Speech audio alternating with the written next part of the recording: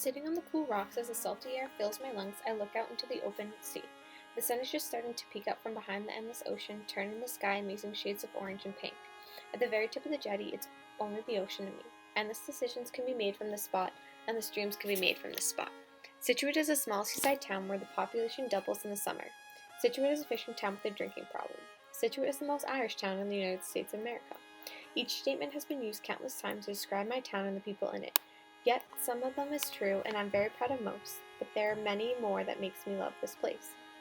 One thing is the beaches, all with their own type of sand. Mine with the grainy sand that almost hurts when you walk, Egypt with just smooth, round, egg-shaped rocks, Peggotty with a clay-filled sand covering your feet with dust at the end of a day on the beach.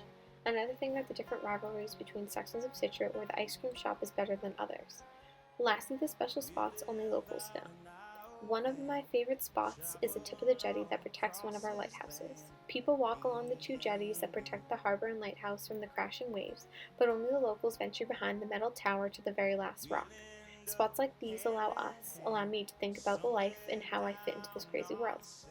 Scituate has definitely sheltered me from a lot of the struggles the real world forces on others.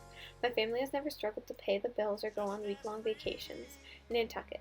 Scituate has protected me from a lot, and sometimes I'm thankful for this, while other times I am not. I have always known I have been lucky living in a town like Scituate, and I have always been taught about the struggles other people face, but I have never experienced them myself. Going to Spain to live with a host family for 2 weeks showed me immense differences in not only the culture of my town, but of the United States as well. My host family of Postigos were considered one of the more wealthy families in the seaside town of Sopelana, though their economic status was very different compared to mine and the families around me. Here I was shown by families the only thing that mattered.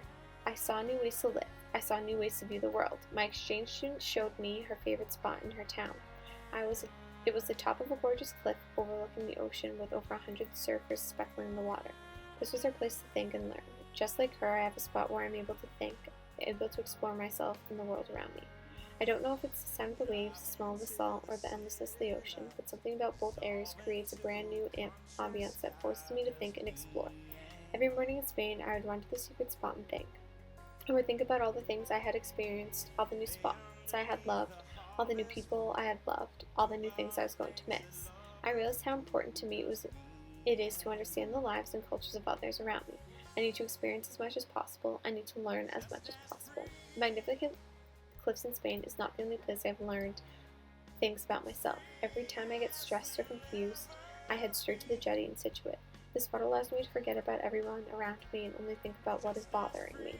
I can either clear my head, fix a problem, create new dreams, or decompress after something stressful. The ocean has opened a whole new world for me. I look out into the open water and there's so much I haven't seen or understood. I know that I need to explore the world and experience all different cultures to learn about those around me. Scituate has taught me not only to love the shelter it has given me, but to not be afraid to escape from it, because I know I will always be led right back.